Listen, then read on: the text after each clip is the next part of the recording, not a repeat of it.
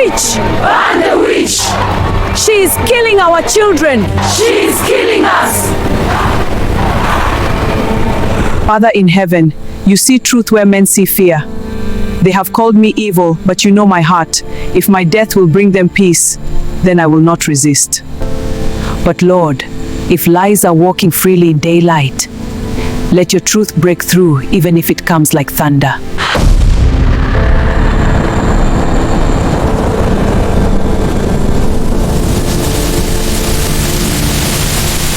As many had said, her day had come. Sarah, they never knew her name. All the villagers referred to her as the witch. What happened that night was only the surface of something that had been growing for a long time. Long before the fire, long before the accusations, back when everything still looked normal. It began in the church. Sunday mornings in that village were sacred, not just in meaning, but in routine. The same songs, the same prayers, the same rhythm of belief that made people feel safe. It was the one place where fear didn't belong, or at least that's what they thought. And at the center of it all was Mama Regina. She stood at the front, hands lifted, voice rising above everyone else's as she led them in prayer. Every spirit of death in this village, leave now. Amen, the people responded. Every hidden witch be exposed by fire. Amen. It felt powerful, real. Like something was happening, like they were fighting back against whatever unseen force had begun to trouble them. Because even then, things were not right. It started small. A child falling sick without reason, a farmer losing his crops overnight, strange dreams, restless sleep, a heaviness that lingered even in daylight. At first, they ignored it. Life has a way of pushing people forward, even when something feels wrong. But then, a child died. No warning, no illness anyone could explain, just gone. Grief spread quickly, but grief doesn't stay alone for long. It invites questions, and questions, when they don't have answers, become suspicion. Something is wrong. This is not normal. There is a spirit behind this. And slowly, without anyone saying it outright, people began to look around. Their eyes moved elsewhere, toward the edge of the village, toward the place no one liked to go, where she lived, the woman they would later tie to a tree. She had always been there, but never truly seen, the kind of presence people acknowledge only when they need someone to blame. Her appearance didn't help. Rough skin, quiet movements, eyes that seemed to look through people instead of at them. Children were warned about her long before any accusation was spoken. Don't go near her. She is not normal. She brings bad things. And so, distance grew, not because of what she had done, but because of what she looked like. Yet every morning, before the sun rose, while the village still slept under its blanket of denial, she prayed. For them. For the same people who avoided her. The same people who would later light a fire beneath her feet. She whispered their names one by one, asking for protection, for healing, for mercy. And no one knew. Because goodness, when it is quiet, is often invisible. But darkness is not. It announces itself, sometimes loudly, sometimes through someone you trust. Because while the village gathered in church, lifting hands and voices, something else was happening at night. Mama Regina did not always sleep. There were nights she would leave her home long after the last light in the village had gone out. Nights when her white garments were replaced with something darker. Nights when her Bible remained behind. and she would walk deep into the forest. There, hidden beneath earth and shadow, was an altar. And on that altar was the truth. Not the kind spoken in church, not the kind people clap for. This was a different truth, the kind that breathes in darkness and feeds on silence. Mama Regina knelt before it like she had done many times before, not afraid, not hesitant, familiar, like someone returning home. The air there always felt heavier, not just quiet, but watchful. Even the insects kept their distance, as if the ground itself had warned them. She knelt slowly, placing the calabash she carried onto the earth. Her hands, the same hands that lifted Bibles and wiped tears in public, now moved with a different purpose. Careful, precise. She uncovered the contents, and even in the darkness it was clear. This was not something meant for God. Her voice, when she spoke, was no longer the warm, reassuring tone the village knew. It was lower, stripped of softness. They are beginning to question. The wind shifted. You are losing your hold, the unseen voice responded. Not heard with ears, but felt, inside, around. Her jaw tightened. I have given enough. A pause. Then something colder filled the space. Not yet. She clenched her fists. Children have died. Crops have failed. Fear has spread. What more do you want? Silence stretched long enough to feel like pressure. Then, finish what you started. The words didn't echo. They settled. Heavy. Final. And in that moment, something passed across her face. Not regret, decision. That same night, far from the forest, far from the altar, the woman in the small hut woke suddenly, as if someone had called her name.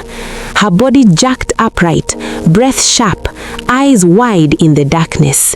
She pressed her hand to her chest and listened, not with her ears, with something deeper.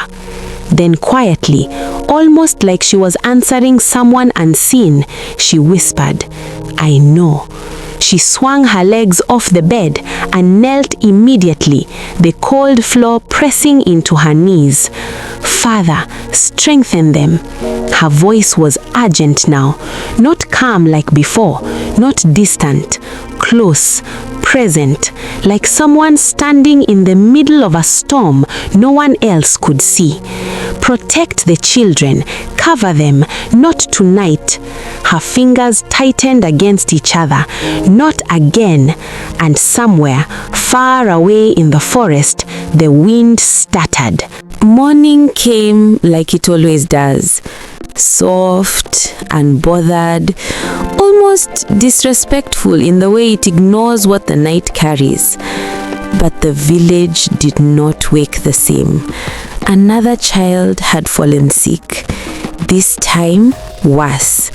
Fever that didn't break, eyes that wouldn't focus, a stillness that didn't belong to someone so young. The mother didn't even wait. She ran, past neighbors calling after her, past the church, past everything she had been taught to believe. She ran to the one place she had been warned never to go, the small hut. Her hand trembled as she knocked. Once, twice, then louder. Please! The door opened slowly. The woman stood there, already awake, already knowing. The mother didn't bother with pride. I don't believe what they say about you. I don't know, but please help my child. Her voice broke under the weight of desperation. For a moment, the woman simply looked at her, not judging, not surprised, just seeing her. Then she stepped aside. Come. No questions, no conditions. Inside, the room was simple, bare, but peaceful in a way that made the mother uneasy, like she had stepped into a place where noise didn't belong. The child was laid down gently, burning, barely responsive. The woman didn't rush, didn't panic. She placed her hand lightly above the child's forehead, not touching, just hovering. Then she closed her eyes and prayed. Not loudly, not dramatically, soft, like a conversation she'd had many times before. "Father, this one is yours." Silence filled the room. Then something shifted, subtle but undeniable. The child's breathing slowed. The tension in his small body eased. The fever broke. The mother gasped, pulling back slightly as if she had witnessed something she wasn't prepared to understand. It's working." But the woman didn't respond. She just kept praying until she felt it was done. By morning, the child was sitting up, weak but alive. And just like that, a miracle had happened. But miracles don't always survive outside the room they happen in, because when the mother stepped out, the village was waiting. "What happened? Is he alive? Where did you take him?" Too many eyes, too many expectations, too much fear. And fear doesn't like being wrong. It needs to justify itself, even if it has to twist the truth to do it. The mother hesitated, just for a second, but that was all it took. She did something. What do you mean something? She touched him, prayed. I don't know. The mamas started immediately. That's how they do it. They make it look like healing, then later, he dies. And just like that, what was a miracle became suspicion. By midday, it had become something worse. She almost killed him. The word spread faster than the truth ever had. And somewhere in the village, Mama Regina heard it and smiled. From that moment on, everything moved faster. It was no longer just fear, it was direction. Small conversations here and there, gentle suggestions, questions planted like seeds. Have you noticed when things started? She has always been strange, even the way she looks. People began connecting things that were never connected. But once a story feels right, people stop checking if it's true. And slowly, quietly, the decision formed. Not announced, not debated, just agreed upon. She is the one. By the time the torches were gathered, no one questioned it anymore. By the time the ropes were brought, it felt justified. By the time they dragged her to that tree, it felt necessary. And that is how a village convinced itself to ban the only person protecting it. But something else had happened that night. Something no one noticed. Because while the fire was lit, and the rain came, and the crowd scattered, someone stayed behind. A boy, no older than 10, hidden behind a broken wall, his small body pressed tight against the mud as his eyes refused to look away. He had seen everything. The fire, the prayer, the sky breaking open. But that wasn't what stayed with him. It was something else. Something smaller, quieter, but more dangerous. Just after everyone had left, someone came back. Mama Regina. And in that brief moment, she was not afraid. She was angry. And that was the moment doubt was born. The next morning, the village spoke of signs, of judgment, of unfinished work. She escaped. That means she's stronger than we thought. We must finish it properly. No one said the obvious. No one asked the question sitting right in front of them. What if they had been wrong? But the boy couldn't let it go. because fear may control a crowd, but curiosity belongs to the individual. And that night, while the village slept again, he followed. Careful, quiet, heart pounding so loudly he was sure it would give him away. He followed Mama Regina, watched as she left her house, watched as she walked, not toward the church, but toward the forest. And something inside him whispered, "This is where the truth lives." He didn't know yet that what he was about to see would change everything. The night the village tried to ban a witch was the same night the real one walked back home untouched. The church bell rang the next Sunday morning, louder than usual. Not because it had changed, but because people needed something to hold on to, something familiar, something that still made sense. They filled the church faster than ever before. Fear had spread across the village. More people had gotten sick. Even those who rarely came, even those who had doubts. Fear had done what faith sometimes could not. It gathered them. Mama Regina stood at the front, dressed in white again, clean, untouched, as if the storm had not even brushed against her. If anyone had watched her closely, really closely, they might have noticed something. She was not shaken. She was not confused. She was prepared. She lifted her hands slowly, and the room followed. "Do not be deceived," she began, her voice steady, controlled. "The enemy is cunning. He does not appear as darkness. He disguises himself as light." A murmur of agreement rippled through the room. "What you saw last night was not God." The words landed heavily. It was a trick, a deception, a desperate attempt by a spirit that knows its time is short. Fear tightened its grip again. She survived because she's not ordinary, and that is exactly why we must not stop. The shift was subtle, but complete. What had briefly felt like doubt returned to certainty. And just like that, the village chose fear again. Outside the village, away from the noise, away from the voices that had already decided her fate, she sat. The woman they tried to burn. Her body still carried the marks of the fire. Her skin, already scarred before, now bore fresh wounds. Her movements were slower, careful, but her eyes were clear. She sat beneath a tree, her back resting gently against it, her hands folded in her lap, not hiding, not running, waiting and praying. "Father, they are afraid." Her voice was softer now, tired but not broken. "They do not see, they do not understand." A small breeze passed through, lifting the edges of her worn clothing.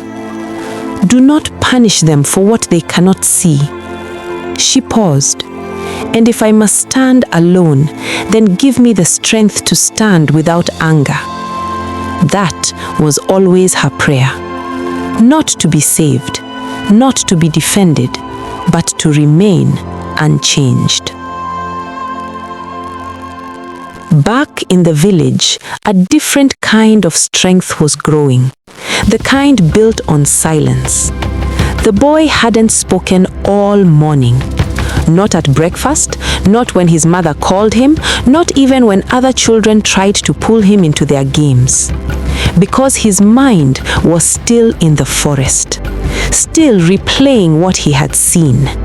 Mama Regina kneeling, not praying, not worshipping, but speaking to something.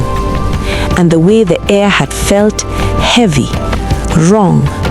It didn't match the woman everyone believed in. It didn't match the voice that led prayers in church. And children notice what adults ignore. Finally, he spoke. "I saw her." His mother barely looked up. "Saw who?" "Mama Regina." That made her pause. "In the forest." Silence. Then a small laugh, not because it was funny, but because it was easier than considering it. What would she be doing in the forest at night? The boy swallowed. He wasn't praying. That changed something, just slightly, enough to make her mother uncomfortable. Don't say things like that. You don't understand these things. I do. His voice was quiet, but firm. I saw her. But truth, especially when it comes from the wrong voice, rarely gets the chance to grow. Enough, she snapped. Sharper now. Don't let people hear you say such things. Do you want trouble in this house? And just like that, it was buried. Not disproved, just silenced. That night, the forest waited again. Mama Regina moved faster this time. Less grace, more urgency. The calm control she carried in public had cracks now, small but spreading. She reached the altar and dropped to her knees harder than before. They are beginning to talk. No response.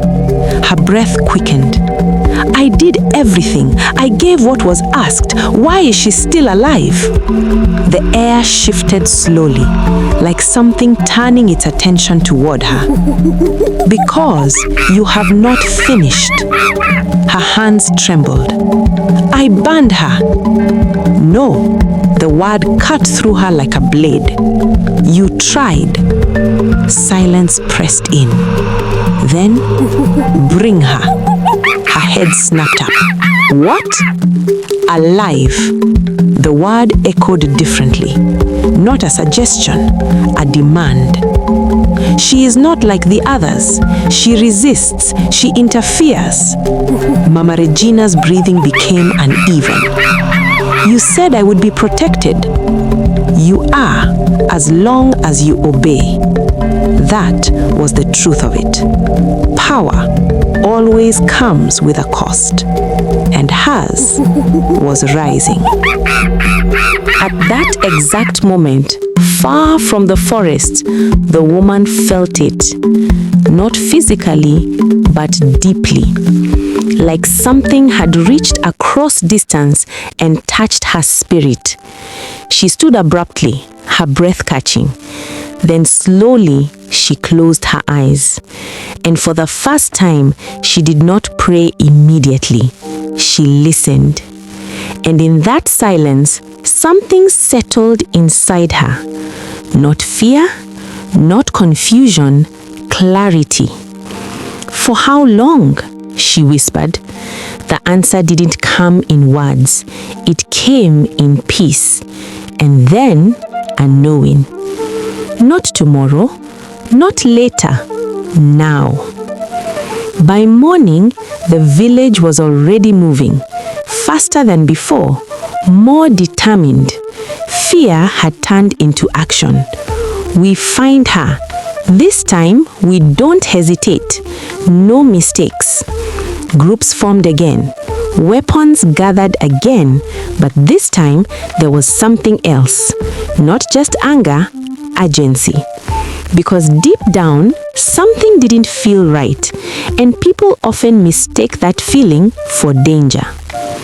They found her before midday, not hiding, not running, exactly where she had been, sitting, waiting. When they surrounded her, she didn't flinch, didn't stand, didn't even look surprised, as if she had known they would come, as if she had been expecting them. They forcibly led her to the village clearing again. Mama Regina stepped forward slowly, her white dress almost glowing in the sunlight. If you had left, she said softly, this would not be necessary. The woman looked up at her, and for the first time, really looked, not at her face, through it. You know the truth, she said quietly. The words didn't shout, but they struck. Something flickered in Mama Regina's eyes again. That same thing from the night of the fire, but this time it didn't disappear as quickly. You speak boldly for someone standing alone, Mama Regina replied. A a faint shake of the head. I am not alone. The air changed. Subtle, but enough. People shifted uneasily. Then, a voice broke through. Small, shaking. I saw you. I saw you. All heads turned. The boy stepped forward, his body trembling, but his eyes locked. In the forest, you were there. The silence that followed was different. Not dismissive, not immediate. It lingered. And that was all it took. Mama Regina laughed. But this time, it wasn't warm, it wasn't reassuring, it was sharp, cold. You believe a child? She asked, looking around. He doesn't know what he's saying. But something had already moved. Doubt. Small, but alive. The woman closed her eyes. Her voice, when she spoke, carried farther than before. Farther. The wind rose. Light shifted. Let what is hidden. The sky darkened slightly, clouds pulling in as if summoned, be seen. And somewhere in the distance, far beyond the village, lightning struck. Not near them, not random, the forest. Smoke began to rise, thin at first, then thicker. People turned, watched, recognized. Whispers spread. The forest, that place. Understanding doesn't come all at once. It creeps in, piece by piece, until it becomes undeniable. Mama Regina stepped back, then collapsed, and the words started coming out of her mouth without control. She confessed to everything, to sacrificing the village for her own power and wealth, for wanting to be the only one with progress, the only one the villagers looked up to. The crowd didn't cheer, didn't celebrate, because realization is heavier than victory. It sat on them, pressed into them, what they had done, what they had almost done again. She turned, not dramatically, not waiting, and began to walk away. She kept walking, leaving behind a village that would never be the same. Because sometimes evil doesn't look like darkness. It stands in front of you, dressed in white, leading the prayer, hiding in plain sight.